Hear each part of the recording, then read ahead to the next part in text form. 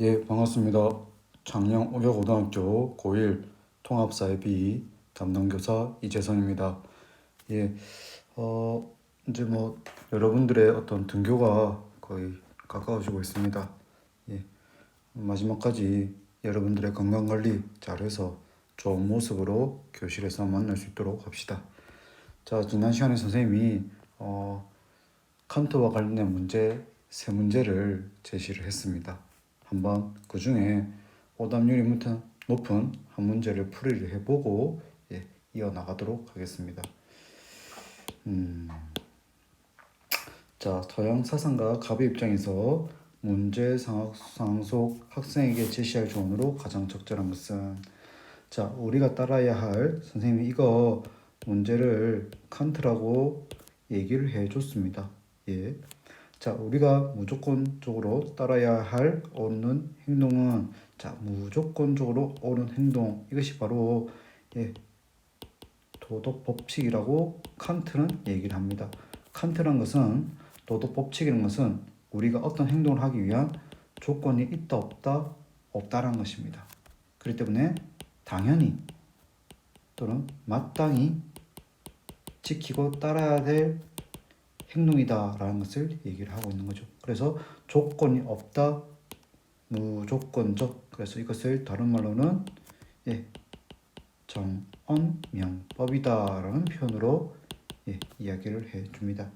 그래서 너의 의지의 준칙이, 자, 너의 의지의 준칙, 이 표현 여러분들이 많이 어려웠을 것인데, 준칙이란 것은 개인이 수립한 주관적인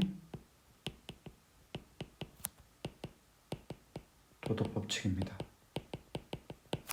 되겠습니까? 준칙이란 것은 그냥 이거 내가 한번 지켜볼까 하고 해서 만든, 그리고 개인의 어떤 입장이나 성격이 많이 담겨져 있는 그런 성격의 도덕 법칙이란 것입니다.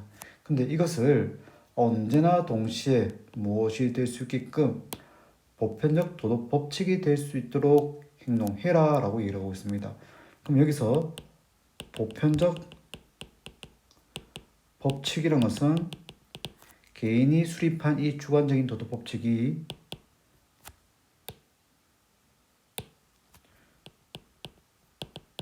모든 구성원들이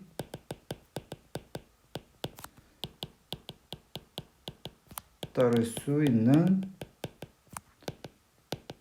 도덕 법칙을 의미하는 것입니다. 되겠습니까? 개인이 수립한 주관적인 도덕 법칙을 모든 구성원들이 따를 수 있도록 하는 도덕 법칙이란 것입니다. 되겠습니까? 이것을 바로 정언명령이다 라고 얘기를 합니다. 누구의 입장이다? 바로 칸트의 관점이죠. 그리고 이것을 가리켜서 보편성의 원칙이다. 그래서 칸트는 크게 두 가지 성격의 도덕 법칙이 됐습니다. 첫 번째, 너 의지의 준칙을 언제나 동시에 보편적 법칙이 될 수 있도록 해라 라는 것과 함께, 너와 다른 사람 모두의 인격을 단순히 수단이 아닌 오로지 목적으로서 대우해라. 바로 인간성의 원칙, 이 두 가지라고 선생님이 얘기를 했습니다. 도덕 법칙의 특징입니다. 이게 도덕 법칙의 특징. 자, 1번 보도록 하겠습니다. 자, 사회적으로 이익이 되는지 고려하세요. 자, 오늘 우리가 칸트 배우고 나서 또 배울 내용인데, 사회적으로 이익이 된다. 그러면은 사회 전체에게 이익이 된다. 되겠죠. 그러면 사회 전체에게 이익이 된다는 말은 곧 이 사회를 구성하고 있는 사회 구성원에 대해서 얘기를 하겠죠. 되겠습니까? 그렇기 때문에 이것은 우리가 오늘 배우게 될 공리주의의 입장입니다. 선생님, 공리주의가 뭐예요? 곧 배우도록 하겠습니다. 자, 두 번째, 사회적으로 이익이 된다는 말과 이 말을 함축한 표현이 바로 유용하다는 뜻입니다. 이것은 우리의 삶에 유용해 라는 말은 이것은 우리의 삶에 도움이 돼, 이익이 돼 이런 표현이 되겠습니까? 그래서 요 두 가지 표현은 같은 표현입니다. 유용하다 라는 말은 바로 사회적으로 이익이 된다라는 뜻이 됩니다. 당신의 행위가 욕구에 따른 자율적 행동이다. 자, 칸트는 이렇게 얘기합니다. 칸트는 도덕법칙, 보편성의 원칙, 인간성의 원칙 이 모든 것이 바로 무엇에 기반을 두고 있다? 인간의 생각할 수 있는 능력인 인간의 이성적인 사유 능력을 통해서 드러날 수 있다는 것입니다. 그래서 자율적 행위라는 것도 결국 어디서 나온 것이다? 인간의 이성에서 나온 것이다. 자, 네 번째, 타인의 감정에 어떤 영향을 주었는지 감정보다는 무엇을 더 중요시킨다? 이성을 중요시킵니다. 자, 당신의 행동이 선에 대한 의무의식. 자, 우리 교과서에도 나와 있지만 이 의무의식이라는 것은 무엇이다? 바로 도덕법칙을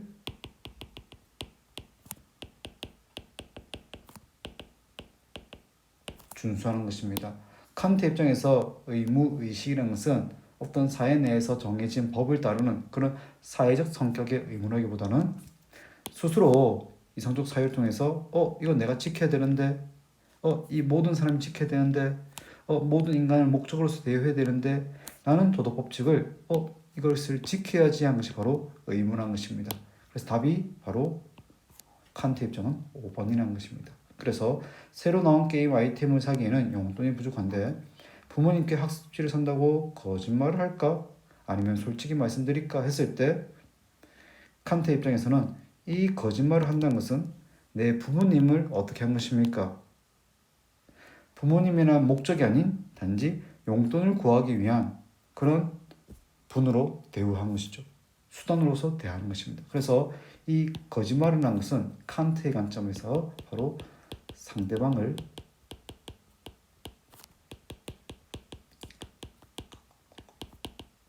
수단화한다 라고 얘기를 하는 것입니다. 되겠습니까? 자, 이 한 문제 안에서도 우리가 지난 시간에 배웠던 이런 내용들에 대해서 배웠는데, 자, 그러면 우리가 여기서 이제 우리 지난번 배웠던 수업 내용을 이어가 보도록 하겠습니다. 만약에 이러한 것들에 대해서 이러한 무엇을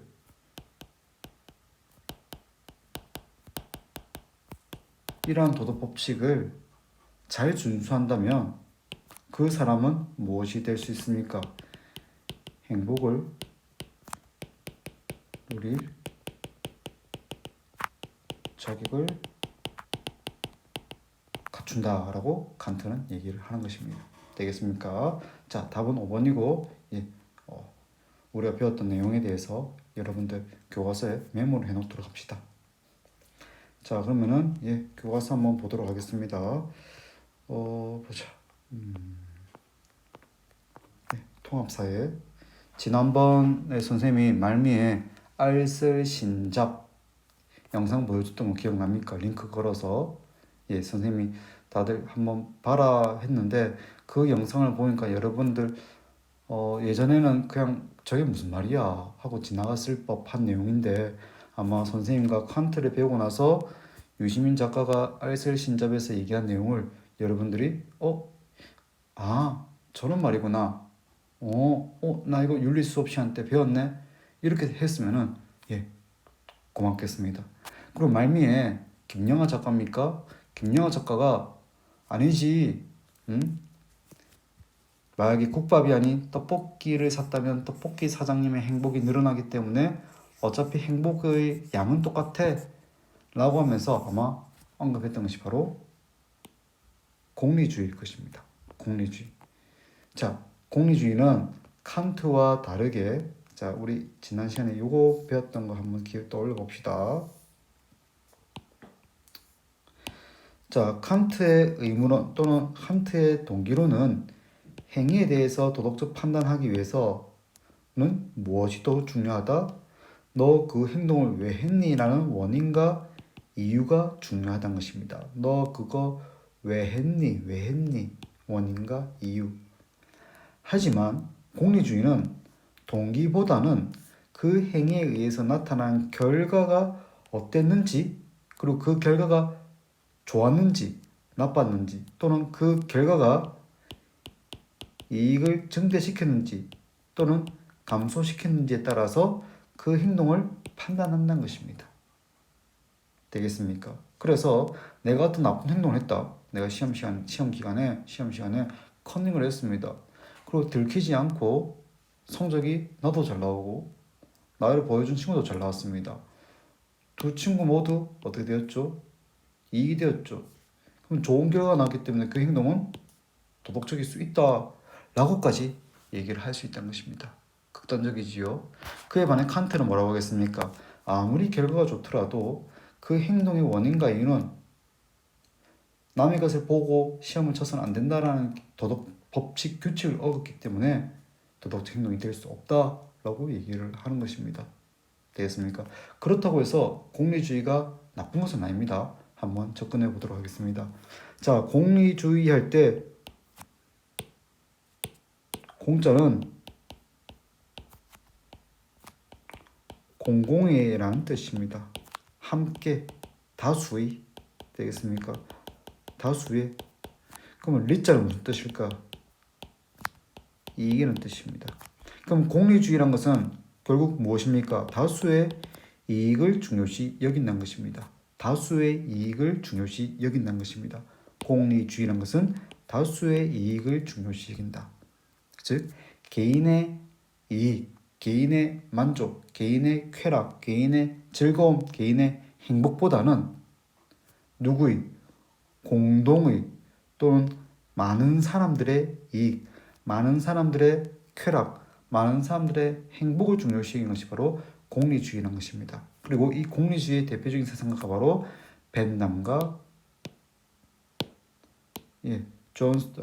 제레미 벤남과 그리고 존 스튜어트 밀이라는 두 사상가가 있습니다.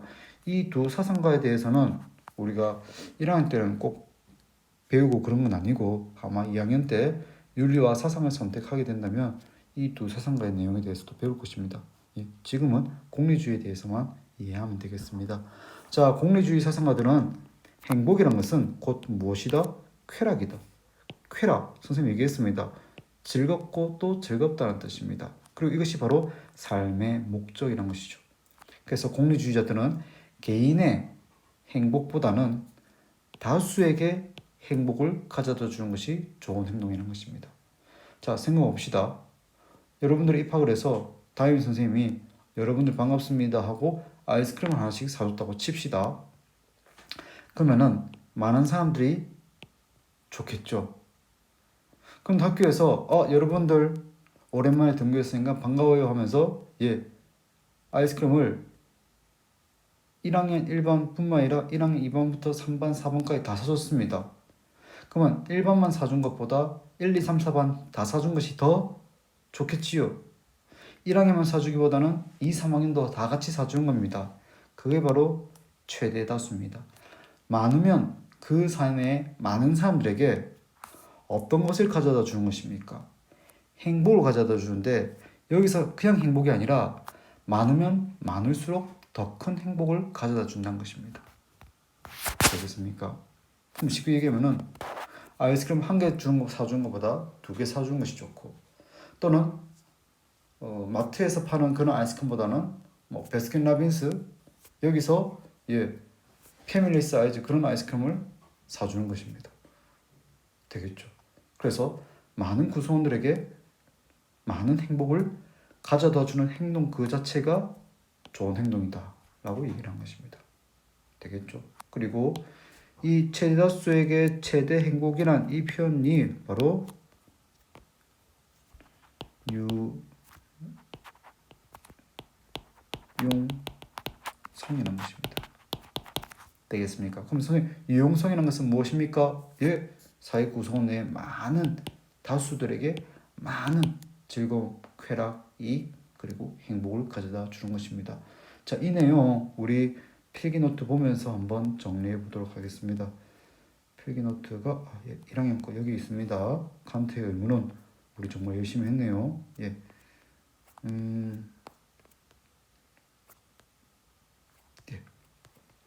자, 서양의 행복론을 해서 첫 번째 마지막 이제 공리주의입니다. 자, 선생님 얘기했죠. 여기서 공이라는 것은 이 공공의 또는 다수의 뜻이라고 기억하면 되고, 이것은 이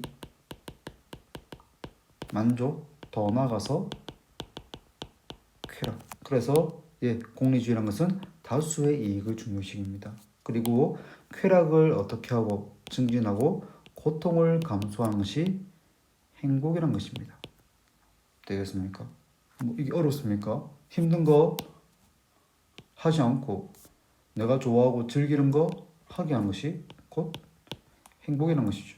시험이 다가오니까 고통스럽고 공부를 해야 되는 시간이 많아지니까 내가 하고 싶은 것을 좀 덜 하게 되고, 그럼 어떻게 하는 게 제일 좋습니까? 시험이 끝났습니다. 어떤 공부에 대한 시험에 대한 부담, 고통이 감소되고 내가 뭔가 좀 더 여유를 즐기고 하고 싶은 것을 할 수 있기 때문에 행복해질 수 있다는 것이죠. 어렵지 않습니다. 그래서 인간의 기본적 행동은 쾌락을 추구하고 고통을 회피한다라는 것입니다. 그래서 우리가 만약에 아프면 어떻게 합니까? 병원을 가죠. 왜 병원을 가는 것입니까? 고통을 회피하기 위해서죠. 우리가 한 번씩 뭐 노래방을 갑니다. 왜 노래방을 갑니까? 노래를 부르고 즐겁게 춤도 추고 하면서 스트레스도 풀고 쾌락을 추구하기 때문이죠. 인간의 행동은 쾌락을 추구하고 고통을 회피하려고 하는 것입니다. 그렇기 때문에 우리 인간의 삶의 목적은 쾌락을 추구하고 고통을 회피하는 것이 바로 좋은 결과라는 것입니다. 좋은 결과. 그럼 좋은 결과라는 것은 무엇이냐? 공리주의에서 간단합니다. 쾌락을 추구하고 고통을 회피한 것입니다. 이게 뭡니까? 바로 행복이고 도덕이란 것입니다. 되겠습니까? 그래서 나에게 어떤 사람이 맛있는 거 사주고 또 힘든 것도 시키지 않습니다. 우리는 그 사람을 뭐라고 얘기합니까? 나에게 참 좋은 사람이야. 참 나에게 잘해줘. 그렇기 때문에 그 사람은 참 착한 사람이야. 또는 좋은 사람이야. 왜? 내 즐거움을 증진시켜주기 때문에. 그래서 그 사람과 있으면 나는 참 어때? 행복해.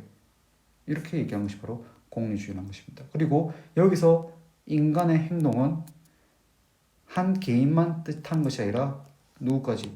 사회 내의 다수 구성원들, 제다수가 되겠습니다. 그리고 그들에게 그냥 행복이 아니라 더 큰 행복을 증진시켜 주는 것이죠. 되겠습니까? 자, 로또 1등이 좋습니까? 2등이 좋습니까? 2등이 좋죠. 왜? 행복을 증진시켜 주기 때문에. 되겠습니까? 최다수의 최대 행복. 그리고 이 최다수의 최대 행복이 선생님이 무슨 원칙이라고 했습니까? 유용성의 원칙이죠. 그리고 이 유용성의 원칙에 따라서 그 사회 내의 도덕과 그 사회 내의 법을 수립하는 원리가 된다는 것입니다. 그것이 바로 도덕과 입법의 원리입니다. 즉, 최대다수의 최대 행복, 많은 사람들에게 많은 행동을 가져다 주는 것이 곧 무엇이고 도덕적 행동이고, 그리고 그러한 행동이 바로 법이 될 수 있도록 하자라는 것입니다. 되겠죠. 그래서 마지막 유용성의 원리는 그 행동이 행복을 촉진하는지 저해하는지에 따라서 어떤 평가까지 가능하다, 도덕적 평가까지도 가능하다는 것입니다. 자, 내 친구가 나에게 아이스크림도 사주고 맛있는 것도 사주고 그리고 나에게 같이 노래방도 가서 맛있는 것도 먹고 즐겁게 놀기도 하고 나의 스트레스 풀어줍니다. 우리는 그 친구에 대해서 뭐라고 합니까? 엄마, 그 친구가 나에게 아이스크림도 사주고 떡볶이도 사주고 우울해 보이니까 같이 노래방 가서 노래도 같이 불러주고 같이 잘 놀아줬어. 그럼 우리 어머니는 뭐라고 하겠습니까? 그래? 그 친구 참 좋은 친구구나. 왜? 이 도덕적 언어, 도덕적 용어란 것은 바로 옳다, 좋다, 선하다 이런 단어들이 도덕적 표현이기 때문입니다. 반면 어떤 친구가 엄마, 그 친구는 나만 보면은 내가 먹고 있는 거 뺏어 먹어. 내가 뭐 하려고 하면은 못하게 막아. 그리고 내가 뭐 좀 이렇게 재밌게 하려고 하면은 그걸 못하게 방해해. 그래서 내가 그것 때문에 스트레스를 받아. 하면 대번 어머니 뭐라고 하십니까? 아, 뭐 그런 놈이 다 했노? 그 녀석 참 좋다가 아니라 나쁘구나. 선하다가 아니라 못됐구나. 왜? 그 친구는 우리의 무엇을 방해하고 있기 때문에 행복 증진에 방해가 되고 있기 때문이죠. 되겠습니까? 자, 여기 나와 있는 사상가는 바로 이 공리주의 중에 존 스튜어트 밀이라는 사상가입니다. 존 스튜어트 밀이고 이 사상가는 공리주의 안에서도 양적 공리주의를 주장하는 사상가입니다. 아, 죄송합니다. 큰일 날 뻔했네. 예, 질적 공리주의. 그래서 질적 공리주의라는 것은 바로 양이 적더라도 수준 높은 쾌락을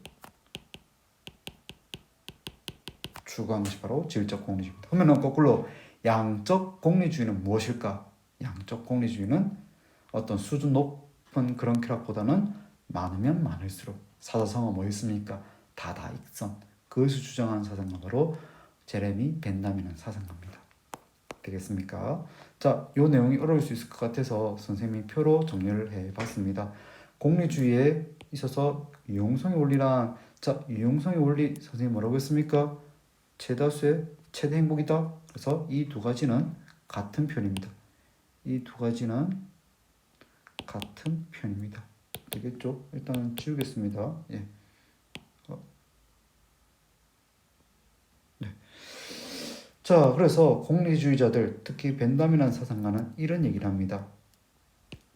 자연은 인간에게 두 군주를 모시게 했다.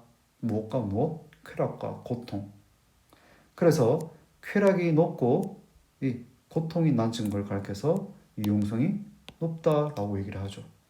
유용성이 높다라는 것은 결국 무엇입니까? 행복입니다. 그렇기 때문에 이것은 어떻게 되겠죠? 도덕적이죠. 선하고 옳습니다. 그에 반해서 어떤 사람의 행동이 우리에게 쾌락을 낮추고 고통을 높이면 유용성을 낮춘다라는 표현을 씁니다. 그럼 이건 뭐가 되겠죠? 불행이 될 것입니다. 그럼 이러한 행동에 대해서 우리는 뭐라고 평가할 수 있다? 넘어갔네. 자, 뭐라고 얘기할 수 있다? 비도덕적이다 또는 악하다 또는 그러다 이렇게 얘기할 수 있다는 것입니다. 그래서 왜 최다수의 최대 행복이라는 표현이 나왔냐라고 했다면 이렇게 얘기해 볼 수 있습니다. 자, 사회는 개인의 집합체입니다. 사회란 집단은 개개인이 모여서 형성된 집단입니다. 그렇기 때문에 개인의 행복이 곧 무엇으로 연결되는 것입니까? 사회 행복으로 이어지는 것입니다. 그래서 개인이 행복이 증가되면 당연히 이러한 개인의 행복이 모여져 있는 사회의 행복도 역시 높아지겠죠. 반면 개인의 행복이 낮아진다면 그 개인의 행복이 모여진 사회의 행복도 역시 낮아질 것입니다. 그래서 더 많은 개인이 더 큰 행복을 누리게 된다면 그 개인이 모여서 형성되는 사회의 행복도 역시 어떻게 되겠습니까? 증진되겠죠. 그렇기 때문에 공리주의자들은 어떤 것이 도덕적이고 어떤 것이 행복이다? 많으면 많은 사람들에게 어떤 행복을 주자? 최대 행복을 가져다 주자. 이것이 바로 유용성의 원리이자 또는 도덕 그리고 법을 세우는 원리가 되도록 하자라고 공리주의자들은 얘기하는 것입니다. 되겠습니까? 자, 그러면 이제 우리 교과서를 보면서 한번 이번 단원 마무리 한번 해보도록 하겠습니다. 자, 다시 교과서로 넘어왔습니다. 이제 우리가 페이지 24쪽, 25쪽 두면 또 한 장을 배웠습니다. 그런데 우리가 상당히 제법 많은 양을 배웠습니다. 동양의 행복론에서도 유교, 불교, 도가 내용 많지요. 그래서 동양의 행복, 유교에서는 자신이 타고난 선한 본성을 잘 지키는 것이 행복이다. 불교에서는 어떤 내가 고통받는 또는 고통에 빠지게 하는 집착에서 벗어난 것이다. 도가에서는 인위적인 것에서부터 벗어나서 자연스러운 삶을 사는 것이 행복이다 라고 얘기를 했습니다. 이어서 서양에서는 고대 그리스에서 얘기하는 아리스토텔레스의 행복감, 헬레니즘의 에피쿠로스와 스토아파의 행복감, 중세 종교 즉 중세 기독교 시대의 행복감, 근대 안에서도 의무를 주장하는 칸트가 바라보는 행복, 그리고 공동체 또는 공동체 다수 구성원들의 많은 행복을 중요시했던 공리주의까지 우리가 제법 많은 내용을 배웠습니다. 마지막 페이지 26쪽을 보면서 한번 정리해 보도록 하겠습니다. 자, 삶의 목적으로서의 행복입니다. 행복의 의미와 기준은 시대와 지역마다 달랐습니다. 동양, 서양, 그리고 옛날과 근대, 그리고 이제 곧 현대의 행복관도 한번 배워보겠지요.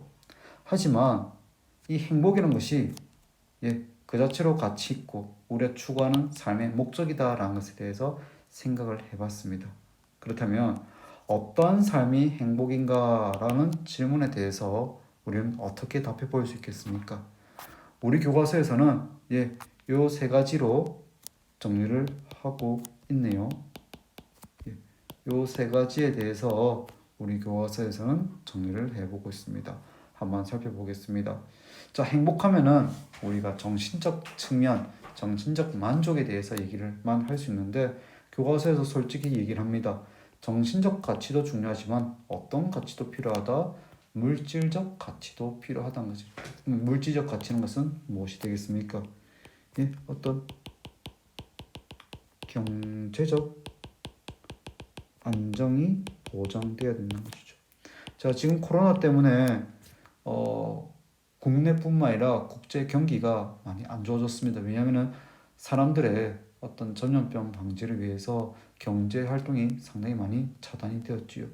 그러다 보니까 뭐 돈을 이미 많이 가지고 있는 사람들은 괜찮지만 이 코로나 때문에 경기가 악화되면서 수익이 감소되거나 또는 일자리에 위협을 받는 사람들이 늘어나게 된 것입니다. 자, 그 사람들, 그분들 경제적으로 안정되지 않은 상태에서 과연 정신적 측면만으로도 행복해질 수 있겠습니까? 그렇지 않다는 것입니다. 되겠습니까? 그래서 어떤 한 가치만 추구한 것으로 행복을 이루기 어려우므로 우리가 추구하는 욕망, 좋은 컴퓨터 갖고 싶어요. 좋은 태블릿 갖고 싶어요. 블루투스 이어폰 좋은 거 갖고 싶어요. 그런 물질적 욕망을 인정하면서도 이를 절제한다. 절제한다는 것은 이런 물질적 욕망을 적당히 충족한다는 뜻이 되겠죠. 정신적 가치도 함께 추구하자. 그리고 두 번째는 자신이 소중하다고 생각하는 의미 있는 목표를 설정하고 이를 달성하고자 하는 자아실현. 우리의 삶에서 의미 있는 목표가 무엇인지, 달성하고자 하는 자아실현의 과정이 무엇인지 생각하고 접근하면서 행복에 다가갈 수 있다라고 얘기를 합니다. 그래서 수업 시간에 선생님이 여러분을 만나서 얘기했으면 좋았을 건데 선생님 쌤의 의견입니다. 선생님의 의견은 무엇이냐면 혹시 여러분들 요새는 사진을 전부 다 핸드폰으로 찍다 보니까 드문데 혹시 여러분들 일회용 카메라입니까? 일회용 카메라. 일회용 카메라가 뭐냐면 일회용 카메라. 예전에는 많이 팔았습니다. 예전에는 이렇게 생겼습니다. 이렇게 생겨서 막 옛날에 슈퍼마켓이나 이런 데 가면 팔았었는데 보자 제품 정보 한 27장 정도 되네요. 27장 정도 되고 모양이 잘 안 나와 있네. 한번 추억의 물건 혹시 여러분들 중에 아는 친구들은 또 알 거고 원체 요새는 카메라로 많이 찍다 보니까 이래 생겼습니다. 이게 카메라입니다.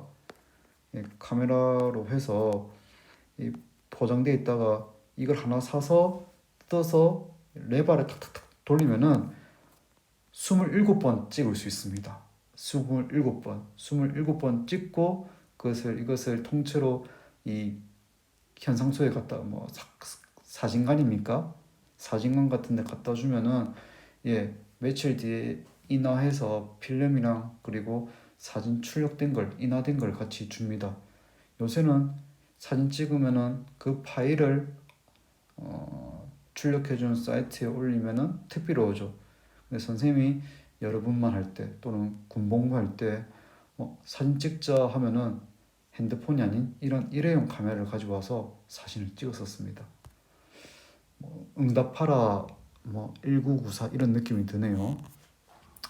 자, 선생님 의견은 바로 인간의 삶은 일회용 카메라인 것 같습니다. 인간의 행복과 삶은 몇 번 찍을 수 있다 했습니까? 27장이죠. 자, 우리가 지금 100세 시대라고 하지만 우리가 80세까지 산다고 칩시다. 더 오래 살면 좋겠지만 자, 그리고 우리가 80년 정도 살다가 어떤 한 시점에 어떤 삶을 마무리하려고 합니다. 그리고 이제 내가 살아온 80년의 삶을 생각하면서 딱 27번의 순간을 떠올려 보도록 합시다. 여러분들에게는 어떤 기억이 머릿속에 남아 있습니까? 여러분들의 삶에서는 어떤 의미 있는 삶이 27장의 사진으로 남아 있겠습니까? 선생님 떠올려 본다면 선생님의 어떤 생애 거의 최초의 기억은 그 선생님이 어릴 적에는 이런 방이 여러 칸이 있는 것이 아니라 혹시 여러분들 응팔 봤습니까? 응팔 보면은 덕선이 집 보면 집이 크지 않지요. 집이 크지 선생님도 어릴 때 집이 크지 않은 작은 방에서 살았었는데 선생님 거의 최초의 기억이 뭐냐면 이 선생님 동생이 3살 동생이 있는데 그 동생이 처음 집에 왔을 때 그 위에 있는 전등 밑으로 선생님 동생 얼굴을 처음 봤던 그 순간이 한 장의 사진으로 머릿속에 남아 있습니다. 그리고 또 얘기하면 또 부모님이 되겠죠. 선생님 부모님 이자 용자 환자 어머니 박 분자 희자. 그래서 어머니랑 그리고 아버지랑 같이 놀러 간 기억도 있지만 선생님이 어릴 적에 축농증 그 코가 좀 많이 막히는 그런 질환이 있죠. 그래서 선생님이 조금 발음이 한 번씩 엇나가고 이런 부분이 어릴 적에 축농증이 좀 많이 심했습니다.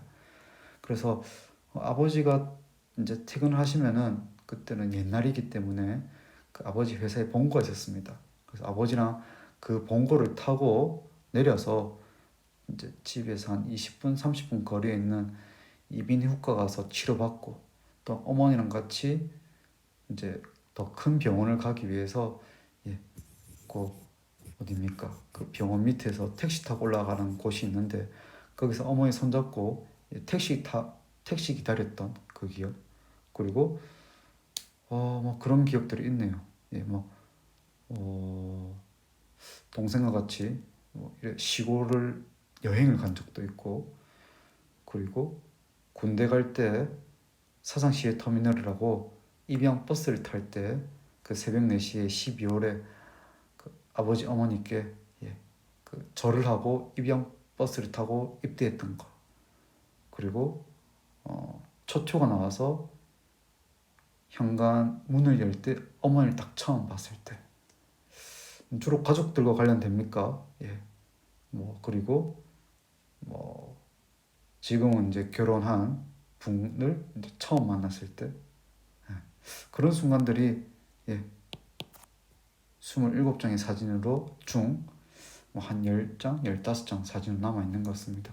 그래서 선생님 예전에 이 행복이라는 단원에 대해서 배우기 시작할 때 한번 여러분들이 가장 행복했던 순간이 언제입니까? 라는 것을 과제로 내준 적이 있을 것입니다. 그리고 그 과제 중에 한 절반 정도가 가족과 어떤 새로운 것을 가고 가족과 어떤 추억을 만드는 그 순간이 행복했다라고 하는데 선생님도 돌이켜보니까 이 27장의 사진 선생님이 뭐 언제까지 살지 모르지만 한 80까지 산다 쳤을 때 그 삶의 마지막 순간에 부모님 그리고 동생이 가장 많이 떠오를 것 같습니다.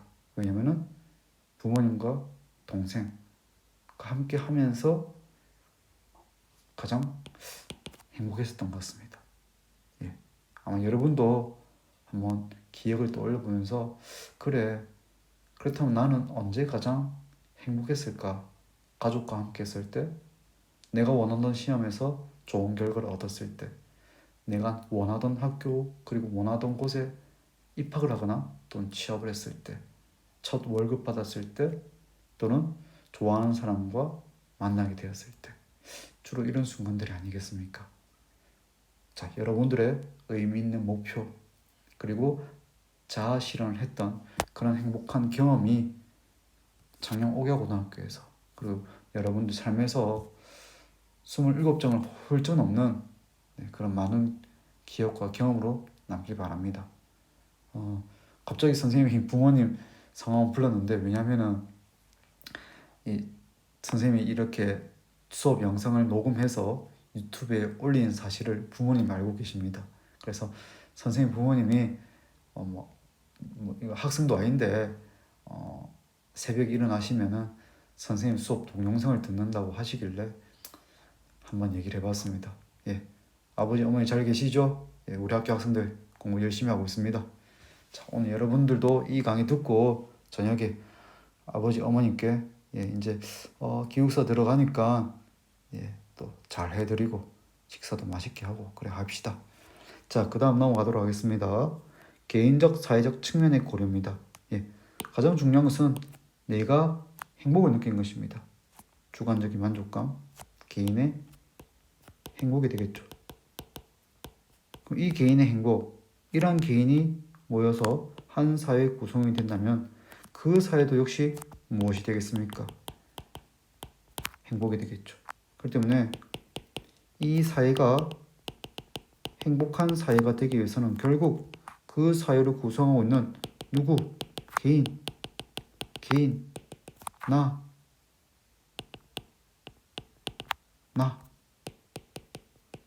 이런 개개인들이 서로 행복하고 그래서 개인의 행복이 곧 사회의 행복이 될 수 있고 그리고 사회가 행복한다면 또 우리 개개인도 행복해질 수 있을 것입니다. 되겠습니까? 자, 이렇게 해서 우리 교과서에 나와 있는 행복의 파트에 대해서는 다 배웠습니다. 여태껏 우리가 사상가들 중심으로 행복에 대해서 배웠는데 다음 시간에는 행복의 삶을 실현하기 위한 조건에서 현대의 관점에서 과연 이 행복한 삶을 실현하기 위해서는 어떤 조건들이 있을까 해서 통합사회답게 어떤 지리적 측면, 경제적 측면, 그리고 정치적 측면, 그리고 도덕적 측면에 대해서 언급을 하고 있습니다. 다음 시간에 이제 또 교실에서 1시간 동안 배울 내용인데 교실에서 배울 수도 있고 교실에서 배우면 제일 좋지만은 또 교실에서 배우지 못할 경우에는 또 따로 시간을 내어서 선생님이 영상을 따로 제작해 놓도록 하겠습니다. 자, 시간이 여러분들 보자. 몇 분 남았지? 한 10분 정도 남았는데 뭐 따로 과제는 주지 않겠습니다. 과제는 주지 않을 것이고 여러분들 저기 필기 그리고 한번 정리해 보도록 하고 여러분들 필기 노트 있지요? 선생님이 교과서뿐만 아니라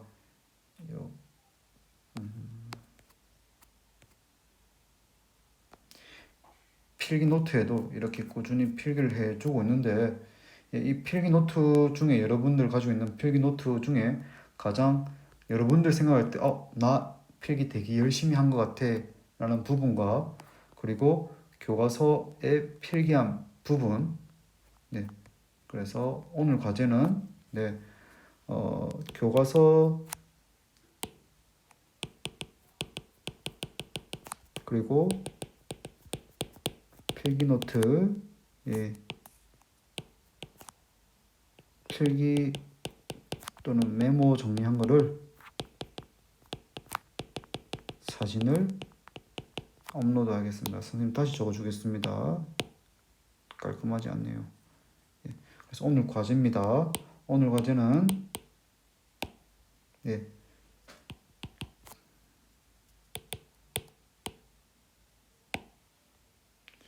오늘 과제는 여러분들 교과서와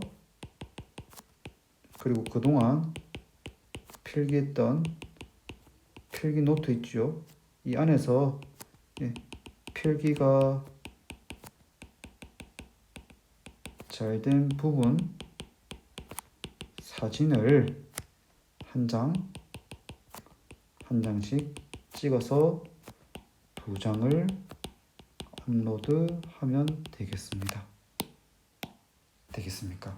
이것이 여러분들 오늘 과제입니다. 그러니까 시간이 한 10분 정도 남은 걸로 같은데, 한번 여러분들 그동안 했던 필기 정리해서, 예, 과제 제출하기에 올려서 하면 선생님이 확인을 하도록 하겠습니다. 예, 행복의 의미 제법 간단한 페이지, 사실 3페이지밖에 되지 않지만은 우리가 꽤나 많은 내용을 배우고 정리했습니다. 예, 지금 한 10분 정도 남은 시간 동안 여러분들 필기 그 메모 정리해서 사진으로 올리는 그런 시간을 가지도록 하겠습니다. 자, 오늘 수업도 고생했습니다. 다음에는 교실에서 만날 수 있도록 하겠습니다. 예.